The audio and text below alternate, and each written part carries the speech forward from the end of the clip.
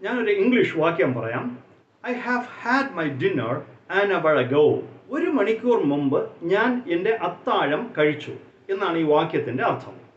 Indian Forest Service compulsory English എക്സാമിനേഷന് ചോദിച്ചൊരു question ആണ് ഇത്. ഈ വാക്യത്തിൽ ഒരു തെറ്റുണ്ട്. എന്താണെന്ന് പറഞ്ഞാൽ, വാക്യം ഞാൻ ഒന്നുകൂടെ പറയാം. I have had my dinner an hour ago. 1 മണിക്കൂർ മുമ്പ് ഞാൻ എൻ്റെ ഡിന്നർ കഴിച്ചു, അത്താഴം കഴിച്ചു. ഈ വാക്യത്തിൽ ടെൻസിൽ ആണ് തെറ്റുള്ളത്. എന്താന്ന് പറഞ്ഞാൽ, അത്താഴം കഴിച്ച സമയം, പ്രവൃത്തി നടന്ന സമയം പറഞ്ഞിട്ടുണ്ട്. ആൻ അവർ എഗോ, 1 മണിക്കൂർ മുമ്പ്. ഇപ്രകാരം ഒരു വാക്യത്തിൽ പ്രവൃത്തി നടന്ന സമയം പറഞ്ഞിട്ടുണ്ട് എങ്കിൽ സിമ്പിൾ പാസ്റ്റ് ടെൻസ് മാത്രമേ ഉപയോഗിക്കാവൂ. തന്നിരിക്കുന്ന വാക്യം I have had my dinner എന്ന് പറഞ്ഞാൽ പ്രസന്റ് പെർഫെക്റ്റ് ടെൻസ്.